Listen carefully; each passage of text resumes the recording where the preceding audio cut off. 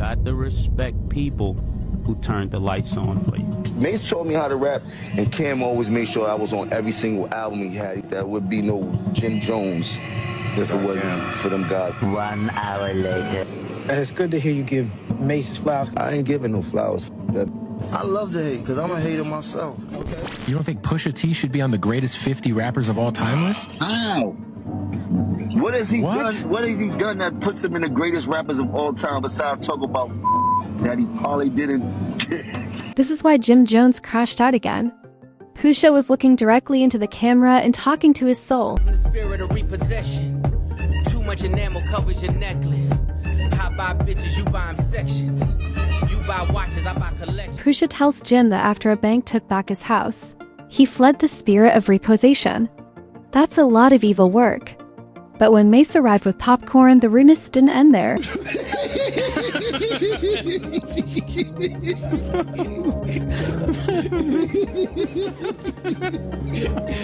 Oh man. Okay. It's just yours. It's what they want. The most absurd aspect of it all, though, is that Jim still refuses to accept the loss and move on despite all of this humiliation. Actually, he had previously given a freestyle response to Pusha's diss. Additionally, okay, so let's start by discussing how Pusha T's Tiny Desk performance completely demolished Jim Jones. Fan! You begged us! You are a fan! A fan! Pause though, get off my... The performance of Chains and Whips, a recent collaboration with Kendrick Lamar, in which Pusha and Nallis rid Jim Jones of all dirt, was one particularly noteworthy moment. You can see that Push didn't flinch if you watched both the Tiny Desk performance and their brilliant lyric breakdown.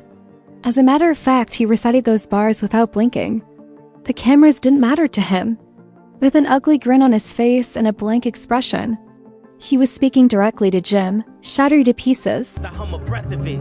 I will close your heaven for the hell of it. It seems to be valor amongst veterans. I'm watching your fame escape relevance. We all in a room, but here's the elephant. There's no tombstones in the desert. I know by now you get the message. Uncle said, nigga, you must be sick. All you talk about is just get rich. Choke my neck, nigga, and ice my bitch. Beat the system with chain. Additionally, Push rapped with precision when he swatted Jim around. But what do you know? Jim Jones is solely responsible for his own actions. Thus, when he began disparaging Pusha for no other reason than his devotion to Drake, he exposed himself to this. The scene when Pusha says, "We're all in the room, but here's the elephant," is the one with the bar on Chains with Whips. You're out of your element hunting a feature.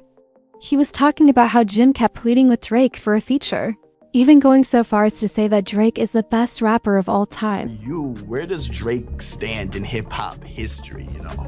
I would say he's the greatest of all time. Additionally, Push rapped with precision when he swatted Jim around. But what do you know? Jim Jones is solely responsible for actions. Thus, when he began disparaging Pusha for no other reason than his devotion to Drake, he exposed himself to this. The scene when Pusha says, we're all in the room, but here's the elephant, is the one with the bar on Chains with Whips. You're out of your element hunting a feature. He was talking about how Jim kept pleading with Drake for a feature, even going so far as to say that Drake is the best rapper of all time. 5 Pusha T records right now, his records. Yes. Name Love them. Pusha. Nostalgia. Oh, you was a Pusha T fan. You know, you know. I didn't know he had fans like that. Can you name 5 Pusha T records? No, his records. See, but no, can you? No, but can you rap to 5 Pusha? I can't rap 5. All right, can you rap to 5? Wait. Can you rap? If 5 Pusha T records, not the records he's featured on, if 5 Pusha T records came on right now, could you rap them? You could rap 5 Pusha T records? Yeah. Could you rap 5 Pusha T records right now if they started playing? What do you mean rap though? Like the hook? Could you sing them? You're not in my top 50. You might be in Charlemagne's top 50 and things like that. But top 50. You haven't done that much for me in my life. Like I didn't never want to be like Pusha. I never had a Pusha moment in my life. I never thought like you did. Like where I'm from, want to be like you if you was really that dude and that rapper and things Wayne like that. wanted to be like Pusha. He was influenced by Pusha. Yeah. Okay, cool. That's why Pusha did the Mr. Me Too record. Okay, cool. You a very strong Pusha T fan. Nigga, you is nowhere near top 50. You top 950. Jim later doubled down on the rap caviar podcast, again claiming that Pusha shouldn't be in the top 50 because he hasn't done anything significant for the culture. He should be on the greatest 50 rappers of all time list? Ow. What has he done? What has he done that puts him in the greatest rappers of all time besides talk about that he probably didn't? What has he done? Nobody has dressed like him. Nobody want to be like Pusha T. No, I don't remember nothing. And let's not be evil, but we don't talk about rap where that's popping the wanna be like. I don't know too many in this game that was leaning towards being like Pusha T. I don't know no records they play in the club with or Pusha T. They don't play outside. NBA Youngboy before Pusha T. That's wild, Jim. That's NBA Youngboy before Pusha crazy. T? That's crazy. What do you? What? Nah, Jim just trying to get everybody mad. Pusha T around out here. You heard? Jim trying to get everybody mad. That's Jim's. look at him. Look at him laughing. That's what I'm trying. That's how I feel about Pusha T. However, Jim had answered with a freestyle indicating that Pusha T's vicious diss on chains and whips obviously touched a chord. Here's the twist though. When the song initially came out 2 years ago, how we made a song and the song initially came out 2 years ago, he recorded this. Was trash, we gon' let them get a do-over.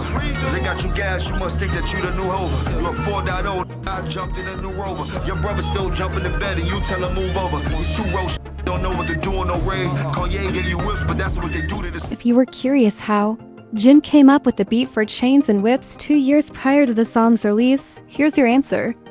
After Clips walked out to this music during a Louis Vuitton runway show, a portion of the song leaked.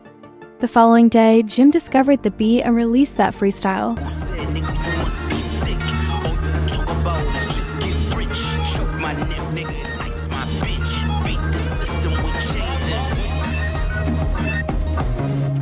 However, Jim is still refusing to back down, everyone. Jim made fun of Pusha on Instagram after his performance on Tiny Desk went popular. He shared a video of his freestyle from 2 years prior and remarked, "I thought we addressed this already," in the caption. That desk was too small, so he will need a larger one. It's a surgical procedure. I don't tell stories. I still consider your brother a buddy, even if I'm a liver, haha. However, Jim's own followers are criticizing him for falling for the ruse and believing he can compete with Pusha, as evidenced by the comments left on his post. Someone said, "You got triggered and smoked so bad you re-uploaded a disc from last year," he stated. "No names, and you're claiming enamel on your necklaces." Another user added, "Obsession develops from jealousy. Man, give it up. You're getting close." However, Jim is being made fun of by more than just internet enthusiasts. Kim and Mase also spoke a lot.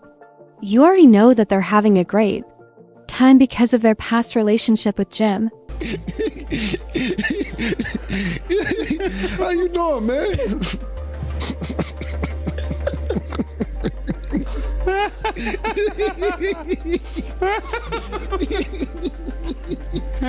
Yes, play too much, man.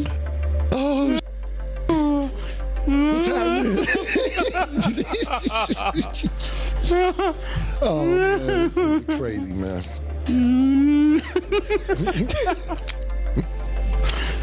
All right.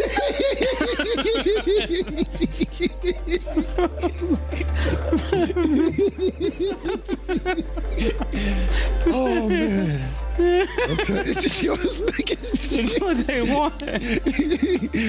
In case you were wondering why Mase was laughing so much, the reason is that this has been going on for a long time. Jim, Cam, and Mase all grew up in Harlem together. At least that's Jim's assertion. We'll talk about Cam's slightly different perspective on this in a moment. Thus, the trio were members of the same early rap group, Children of the Corn. Mase was the first to gain popularity in the mid-1990s. Almost immediately after signing with Bad Boy Records, he rose to fame. And that's when everything changed, Jim says. He subsequently asserted that Mase began to approach people differently, particularly Cameron, and cut off contact with those who had assisted him in his ascent. Jim said he saw Mase discuss Cam after he became popular when he appeared on Justin Leoy's Respectfully show back in January. And Jim claims that's when he stopped respecting Mase. I watched Mase Cam and everybody around him. Wow. Like all the time. You heard? Like I was there the whole time, but I was Cam's man. You heard? Is that I wasn't there for every single thing. Everybody Cam didn't like, I didn't like. And I already see how he was handling Cam, so I definitely didn't like him. You dig? And then I seen how much love Cam had for him and how Cam was jumping out the window for him, which a friend should. Like that, like being overprotective, making sure nothing happened. Like he was trying his best to make sure that Mase stayed as safe as possible, but Mase had got that money and lost his mind. Cam continued to work hard even as Mase gained popularity under Diddy, and he invited Jim along when he eventually got his shot. Together, they constructed the Diplomats. After all of the drama with Diddy, Mase left the industry to become a pastor. Years later, he returned to try to get back into the scene. Jim, however, didn't buy it. He perceived Mase as erratic and self-serving, alternating between rap and religion and displaying when it was convenient to be in the spotlight. Now, there was no doubt that Mase and Cam had problems in the past.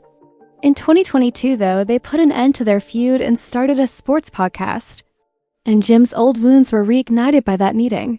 He began making cheap shots because he was upset that Mase and Cam were cool again.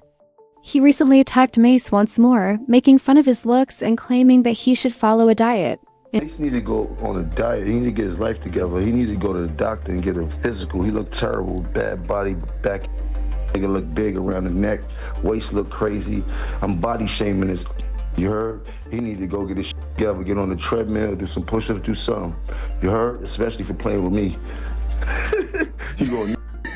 However, Mase and Cam decided to be extra nasty and invited Jim's longtime rival, 50 Cent, to their podcast because they knew they couldn't be silent for long. During the talk, Cam asked Jim to explain why he had shown up to one of 50's gigs out of the blue in 2007. When Dipset and G-Unit were at odds, Cam was aware of what he was doing now. Expecting 50 to dunk on Jim, he threw the question up like an alley-oop. And that's precisely what took place. Like on the side, like on the side, just he was not a rapper at all. Right. So when Ballin' took place, and I'm looking and I'm going, oh, he having a moment. That's the Lloyd Banks. It's Lloyd Banks thing. He wanted that. He was watching them be that, like Mase be that, and Cam be that, and looked at, and it was finally he had one. Mm-hmm. And I just looked, and I knew I just took the shot, murder, to see, because I wasn't sure he was gonna go for it. But I was like, we like Jimmy better than you anyway, Cam. You gotta watch to see how he responds. And then when you see, he like, oh shit, he really like that. Give me that, get you, Jimmy. Yeah, tell him we want you at the show, Jimmy.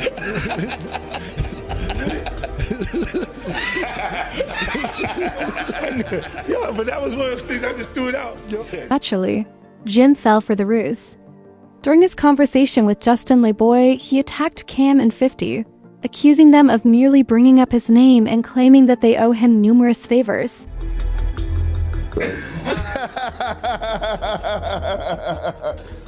They got nothing else to think about but Capo. I did a lot for them in their life, you heard? Both of them. Pause though, get off my dirt. There's only space on there for baby girl, man. Come on, man. Tugging on my shit. And Jim actually showed up and claimed complete credit for the overall look of the Dipset. Additionally, he asserts that he was the inspiration behind Cam's entire ensemble, including that iconic pink fur coat. I created the aesthetic. Okay. For the Diplomats. You heard? Dan and Cam's pink. You heard? Hit up. Nah. All right. Sooner or later, he gonna have to tell it. Where he got the pink from. You see, Cam wasn't going to tolerate that. He retaliated on the program and, well, he attacked Jimmy. He criticized Jim for lying about coming from Harlem and dissected his entire origin tale. Additionally, he clarified that Jim was not a day one writer. Cam claims that Jim was a late arrival and not a member of the original core, and that they weren't in the trenches together. You are from the Bronx, bro. You are not from Harlem. Why do you keep thinking that you are from Harlem, bro? You are not from Harlem. I did not grow up with you, man. I did not grow up with you. Contrary to what you believe, I did not grow up with you. You are from the Bronx. Did your grandmother live? Did your grandmother live in Harlem? Yes. Did you come see her? Yes. Did I see you time to time? Yes. I did not grow up with you. Jim's claim that he saw Mase teach him back in the bad boy days further infuriated Cam. Cam put an end to that, stating that Jim wasn't even alive at the time. Cam claims that Children of the Corn had already established a reputation by the time Jim arrived. Jim was just a fan. Mase, myself, Big L, even though Mase and Big L on the same page, Bloodshed, my man Herb McGruff, we were super duper popping in the street prior to the internet.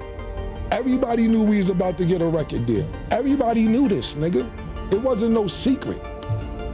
Basically, you heard our freestyles, and you came up to me one day when I was chilling in front of the house, you said, and this word to my dead mother, yo, man, I heard the freestyles, y'all killing it. Yo, you know my grandmother died. If y'all wanna come by and just hang out, y'all could, y'all more than welcome. You're like, all right, Joe Mo, thanks. It didn't really make sense at the time, because we like, yo, man, where's Joe Mo inviting us to his house for? Even though he cool. But it didn't make sense to be going to Joe Mo house. I never needed nowhere to stay. You act like get off my couch. You was a fan. You begged us. You are a fan. Come on. A fan. We didn't grow up with you. I am from 140th and left. However, Cam didn't end there. Jim learned how to rap from Mase, he added. And when Jim himself acknowledged this, he produced the receipts. You was so cool. And we was like, yo, Joe Mo's a nice guy.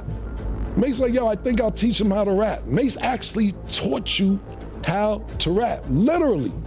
Literally. He taught you how to rap. You'll say it. Matter of fact, bring up the clip. Mase helped me learn how to actually learn how to rap. Mase taught me how to rap. Mase actually showed me, he was the first person to show me how to rap. Mase actually sat me down and showed me the magic to rap. We taught you how to rap. How you ran the whole organization. How you made Diplomat. You ain't make none of this stuff. You was a fan. I put you down. Those sporadic cuts to Mase eating a bucket of popcorn and nearly passing out from laughter were the highlight of the entire episode. I didn't think it'd be a big deal because you make up with every nigga put hands on you. But I see the pattern now. If I agree to disagree with you and don't want to take it that route because they got some genuine love. The absurd thing is that Mase didn't need to mention Jim at all. He simply sat there laughing and munching on his popcorn. Nevertheless, he was able to agitate Jim enough for him to reply, but he would slap the popcorn out of Mase. Bad body, he looked like when they be like big, fat, bad body, taco eating, stupid. And that's what he reminded me of. Slap the popcorn out of Mase. Let me stop. I'm finished. Here's the problem, though. Jim hasn't finished yet. Drake and he are now working together on his next album, Iceman.